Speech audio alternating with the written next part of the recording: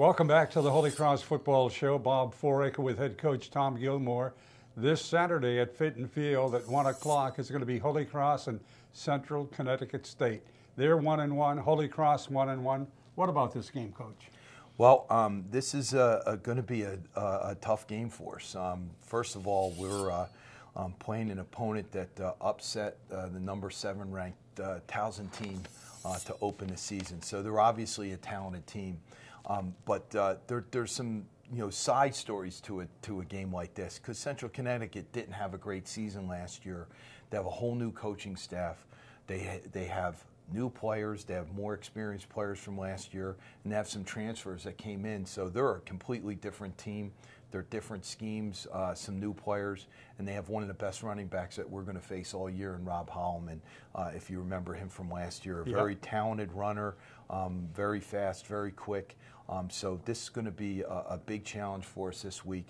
Luckily, we have them at home, and we're looking to get our second home win of the season in a row. It was so nice to break that losing streak at home last week, and of course, you got to start a winning streak now. No question. Let's get it going. Yeah. What about the new coach at Central Connecticut State? He had an outstanding career down at New Haven. He did. We took over that program when they were a little bit down, and they were just coming out of a little bit of a hiatus they took, and did a really good job in short time. Had them nationally ranked and won a lot of games. He's a guy that came out of Albany. He was there, for many years, and he's a guy that we're a little familiar with. Some of my staff have worked with him or know him pretty well. He's a very good coach. He has a good staff down there at Central now, and they're making a big push. We were down there last year to play that game. They've really made some significant upgrades in their facilities and in their staffs across the board. So it's a school that's trying to make some inroads, with their athletic department, and you can really see the positive results that's had over the last couple of years. What kind of an offense are they going to show us? They're a multiple offense. They come out in anything in spread, shotgun, and then they'll line up in 2 backs or with 2 tight ends and try to run a power run game. So against Towson, they were very balanced. They ran the ball effectively, but they hit some huge passes on Towson off of their play action game, and did a really nice job in that department as well. They have a couple of transfer receivers that one of them is Rob Holloman's brother, who came in from Kansas, and he's a very talented receiver, and they have a couple other guys that are really very capable. And how about your team? How are you fit physically for this game Saturday? We have a couple of guys that were banged up from the game. As you know, the weather conditions on Saturday were what the weather people call oppressive.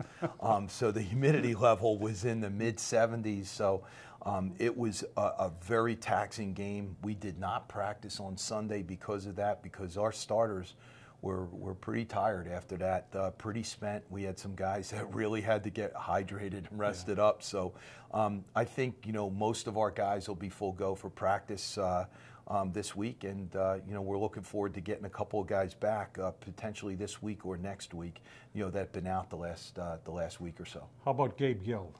He won't play this week for sure, and it's just a matter of going through the protocols and making sure he's 100% before he comes back. And Shane Taylor will start it up at tailback?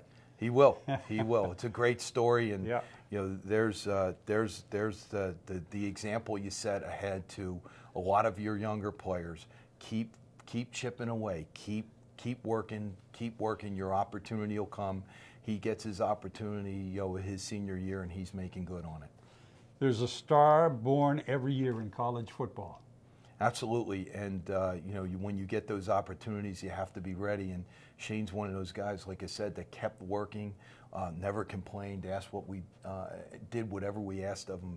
And it's nice to see a player like that get rewarded for sticking in there and doing something that in popular culture now isn't in vogue.